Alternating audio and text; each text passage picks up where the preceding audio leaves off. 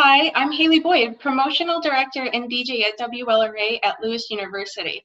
Today, I'm here with Kenney Jones of the Rock and Roll Hall of Fame, drummer for the Small Faces, the Faces, and the Who.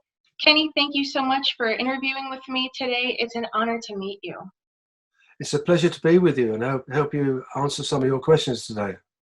That's absolutely wonderful. First off, I want to talk about my favorite book, which you just happened to write.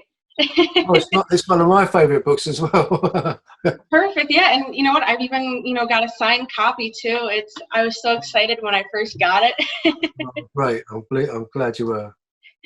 So it's my favorite book because it feels like you're talking directly to the readers, and it's full of very vivid memories and details. Before you wrote your book, did you write these events down in detailed journals, or did you talk to other people about what happened? How did that go?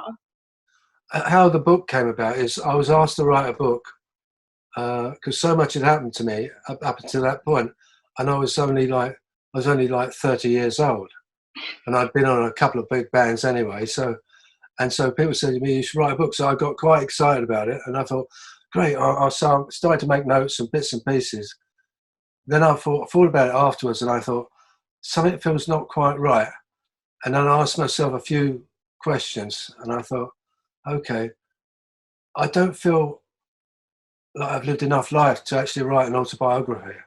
So I parked it one side, and it was only when I turned 70 or approaching 70 that I thought I'd better put pen to paper. And I found, because I'd made notes along the way, and I decided to record it on tape. So once I recorded it on tape, I played it back and with transcribing it into words.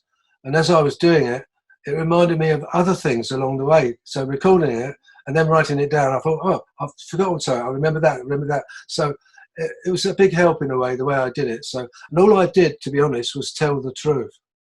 It's amazing what you do. And what happens when you tell the truth is when you go into pretend mode, and I can't do that. I'm an honest man. Yeah, and you know what? All of the stories in there are just so cool to read about, especially the ones that, were kind of kept secret until the book was released. So I missed that. Say again? It breaks up a little. I said that, one of the great things about the book was that you tell a lot of stories that people, hadn't heard before, and I think that that's what they were excited about the most. Well, I think, to be honest, I told it right from, if I said I was going to do an autobiography, I was going to do it from the day I was born and what I can remember about it. So, and that's why I go into as much detail as I can. When I was a young kid, when I was right from a baby, really, and I was born 3 years after the Second World War. So when I was growing up, I remember rationing and bomb ruins. All my playground was playing on bombed ruins, So all the rubble, houses blown up, God knows what. So I just told about my experience being a kid and enjoying all that, and sort of, it was great. Well, it was a tragic thing to happen, but as a kid it was fun because I was playing all over. I was getting covered in dirt and God knows what. Stinging nettles were coming out of the rubble, and that's where I got the idea for Ichiku Park. Because we all wore short trousers in those days, so if I playing in the rubble, I always get stung with these on my legs, and that's where I was like itchy. Oh, it's itchy. That was my Ichiku Park. That's a fun idea. I really like that. That's so cool. One of the events that you mentioned in your book is when you were a session drummer on Art Garfunkel's song "Bright Eyes." I know that that was only for a short time, but what was that experience like? I did lots of sessions for different people because I just wanted to play. So I did it, not for money. I was in every band I've been in.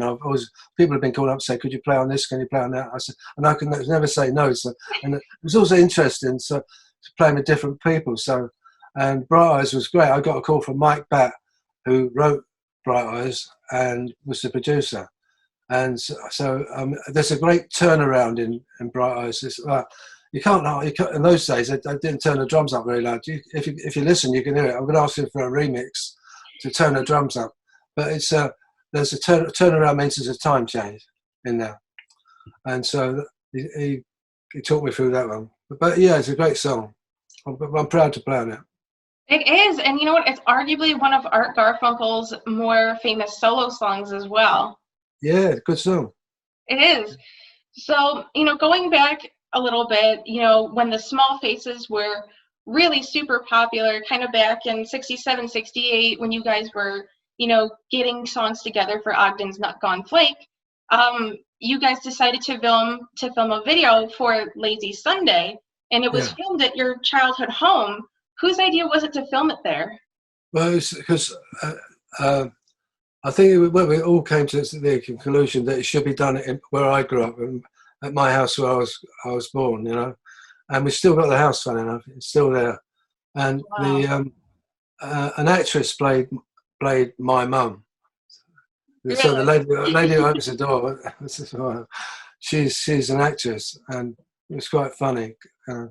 So yeah, I was very proud to see my house where I grew up on film. Yeah, that's one of my favorite Small Faces videos and one of my favorite songs as well. I know that, you know, music videos weren't necessarily prominent in the 60s. So what made you guys film a video in the first place?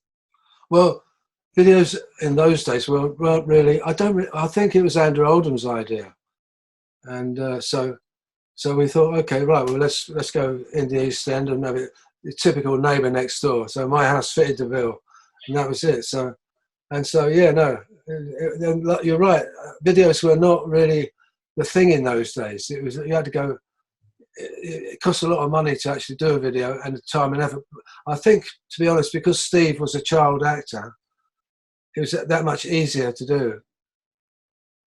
Yeah, that is it. I think it's one of my favorite videos because it's got like a lot of those comical effects in there too. I thought it was really cool.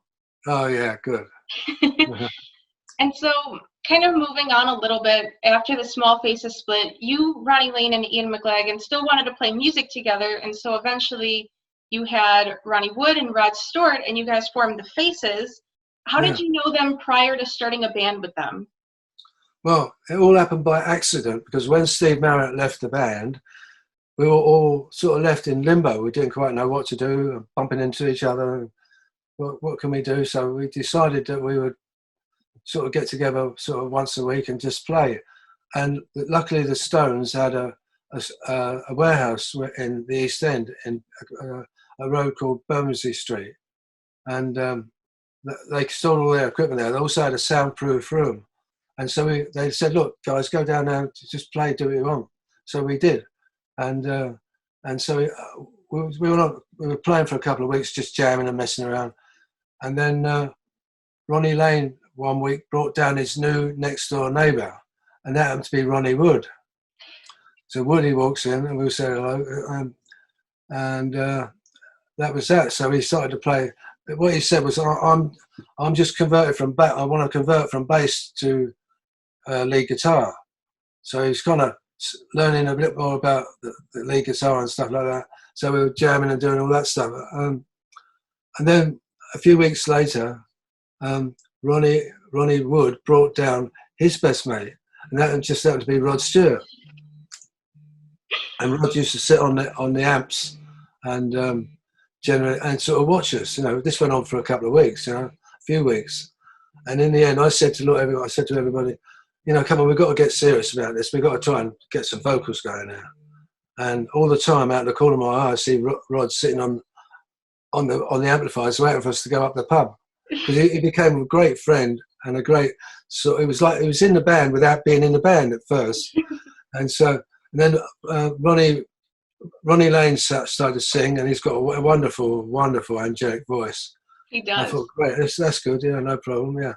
Then Max started to sing, and I went, yeah, okay, right. And then Woody started to sing, and I went, yeah, good. And then all the time I'm looking at Rod, so I thought, okay. So then we had a break and went up the pub. So we went up to the Bermondsey Arms, it was, in Bermondsey Street. Luckily, I remember all this. And everyone was having a drink in one bar. So I said to Rod, let's go around the other bar and have a drink round there. Oh, what for? So come on, I'll tell you. So we went around at the bar. I said, would you like to join the band? He said, oh, do you think everybody would let me? I said, of course they would, of course they would. And that evening, funny enough, we went back to Alvin Lee, you know, the guitarist. Went back to his place, and a place in Harley Street near there. There's a little Muse place, and we were all having drinks and smoking a spliff or whatever they were doing, you know. And so I said to everybody, "Is it Ronnie, Ronnie, and Mac?" And we went upstairs, and I said, "Look, I've got something to tell you. I've asked Rod to join the band." "Oh no, we don't want another prima donna. We don't want another singer who's going to walk out on us." And I said, "It's nothing like that. He's a good guy. You know, we've all been playing together, singing together, whatever." I said, "You know, he's one of them. He really wants to join." And so sorry, hang on one second. Someone walked in the room and put me off. Oh, you're good. So and then anyway, everybody was going backwards and forwards, and I said, and I dug my heels in, and I won. So that's how Rod got into band. That's so it was cool. great. So that was the beginning of the Faces, part 2. That's awesome. You know, I love how like all of these musicians from all my favorite bands are somehow connected to each other, and I think that's a really good example of that. Oh yeah, no, we're all good buddies. I mean, even now, I mean, there's only 3 of us left, you know, and me, Rod and Ronnie, you know, and so we see a lot of each other and cause havoc just as much as we always did, because we kept seeing each other. Even when Rod went solo, Woody joined the Stones and I was in the Who, we'd still get together and have a great deal of fun, and we still do right now. Yeah, that's awesome that you guys can, you know, be friends for that long and still love to play music together as well. It's funny because Rod saw me doing an interview and he kept coming up behind me making faces of God knows what. And he heard the interviewer say, "Doesn't it make you, you've lost Ronnie Lane, Steve Marriott, now Ian McLagan, don't you feel lonely?" I said, "Yeah." And before I had a chance to answer, Rod went, "You know, he's got us." So it was great. So it meant a lot to me. Oh, well, they sound like really great friends too. Yeah. Oh yeah, great guys. You know, you had mentioned the Who, and so I know that Pete Townsend was the one who asked you to join, and I know that you were kind of reluctant to join at first, but eventually you said yes. The reason I was reluctant is because Kenney Jones, who was our record producer and the head of Atlantic Records at that time, we were putting a band together, which one half was English and the other half was American. It's kind of the Eagles go sort of English sort of thing. So it's a bit like that. It was great. It's a great band we put together, and we were just about to sign a deal for $1.5 million. In those days, it was quite a lot of money. Still is, really.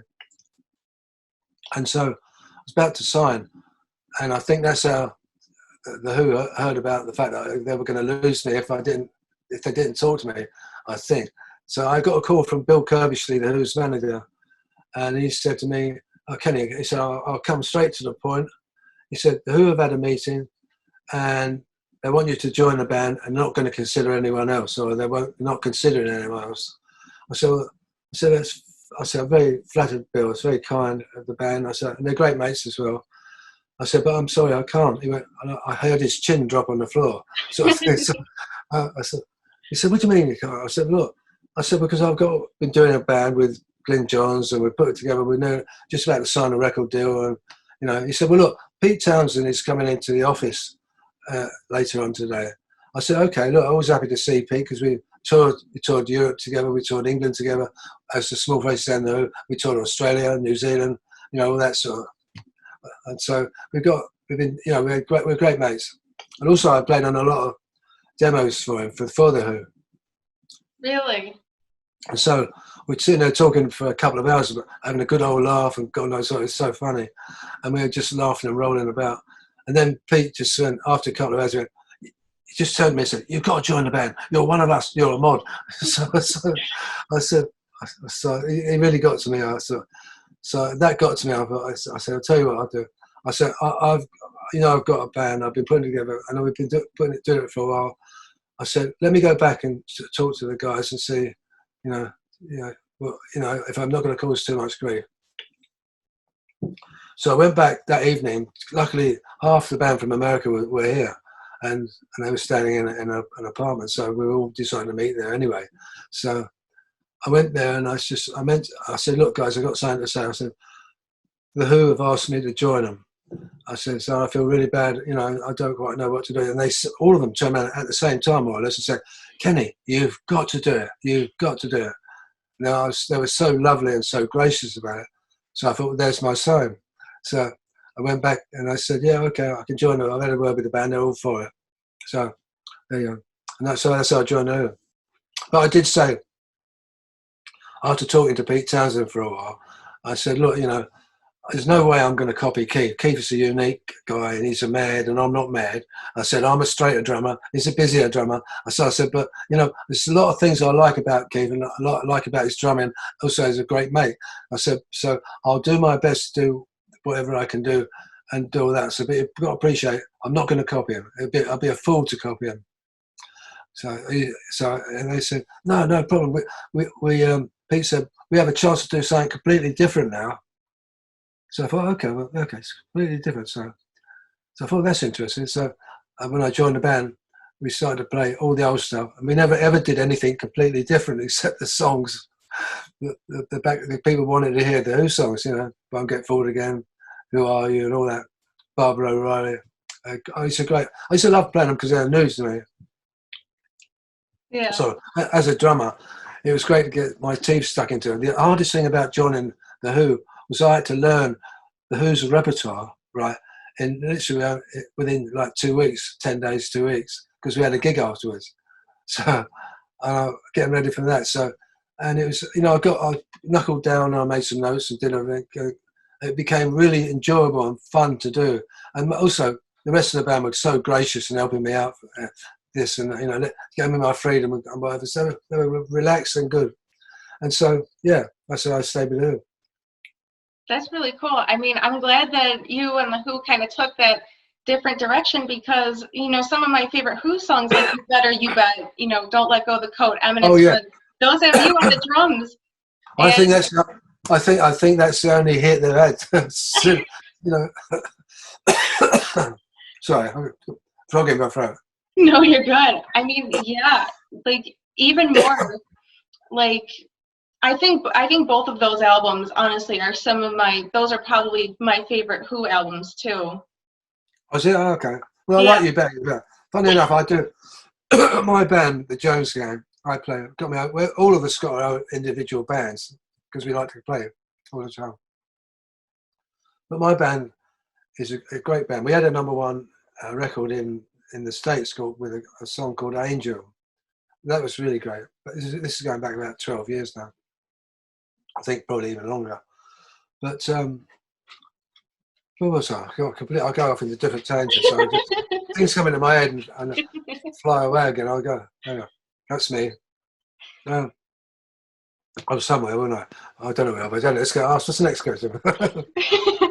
I wanted to bring up, you mentioned something in your book that on August 18th, 1979, you and the Who were playing at Wembley Stadium and you had received a telegram from Keith Moon's mother and his family, you know, just kind of saying good luck and all that. You have a picture of it in your book too. How did you feel knowing that you had their support? Well, I knew Keith's mum because Keith and I used to go around and see his mum, and they lived near Wembley, you know, and so, you know, we call him now and again. Keith would be his loony self, and God knows what. But it must have been a terrible, tragic loss to Keith's mum and the family, just, you know, when Keith died. And so I joined the band, and then we're doing Wembley Stadium, and someone handed me this telegram. So it's a telegram for you, Kenny. Sorry, water. And I opened the telegram, and it was Keith's mum wishing me good luck, because it was one of the first gigs with the Who, and it meant so much to me. I thought, well, I've got the seal of approval from Keith's mum. I feel really good and pleased about that. It's a sign from Keith as well. So I thought, it meant so much to me. And all the awards I've had over the years and everything else like that, even now, that is the most precious gift, and it's better than any award I could get. That meant so much to me. That's why I put it in the book. Yeah, that's such So a heartwarming moment. you I'm really glad. you don't need material things. You just need the thought. Yeah, exactly. Yeah, I'm really glad that you wrote about that moment. I loved reading about that. Yeah, it's good, isn't it? It's the truth. Yeah, it is. And so, last question. What are your favorite songs from the Small Faces, the Faces, and the Who that you played on? God, that's a challenging question, isn't it? All of them, I have to say, all of them, because they're all enjoyable. But I like in the Small Faces. I think I have to say I like my drumming on Ogden Snug Gone Flake, because when I was playing with big bands and doing sessions and stuff like that, I found myself playing with big orchestras and gondolas, and I was given the sort of freedom in a sense, and so I was doing all these classical sort of big fills and things, and I thought I'm going to take these, I'm going to try these on some of the Small Faces stuff, and that's what I did with Ogden. So the drumming on Ogden's I quite like. So that's one of my favourite. So that would kind of sum up everything, because you've got one side is a story, 7 tracks telling the story about Happiness Stand. The other side is a few hits and things, other songs. I'm not sure if Tin Soldier's on there. I'm not sure, but that's another one of my favourites, Tin Soldier. And in the Who, oh, you got to be better. I've got to say you better. It's mine. You have great taste. Yeah. And I like Cry If You Want as well. Oh, that's a good one, yeah. The drumming on that. It's very simple, but it's actually effective. But I think, to be honest, one of my all-time favourite Who song for me is Won't Get Fooled Again, because I used to love playing it. And now it means a lot more to me than anything, because I won't get fooled again. Yeah, it's definitely a great lesson to learn, yeah. Well, we play it with my band on stage. Oh, Oh, really? I remember the question earlier about you better. Yeah. When we were rehearsing with my band, one of us said, I think we should do You Better, You Bet. It's a great song. I said, yeah, okay, let's try it. So we tried it, and I thought, hey, I went back to my wife afterwards and said, do you know what? I didn't realise how difficult that song was. I said, I couldn't keep up with myself.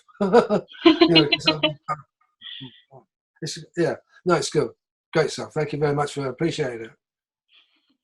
Yes, thank you so much for being generous with your time. It was truly an honor to meet you today. It's lovely to meet you too. Thank you so much. I hope you have a wonderful day. Yeah, I will do. Thank you very much. Cheers.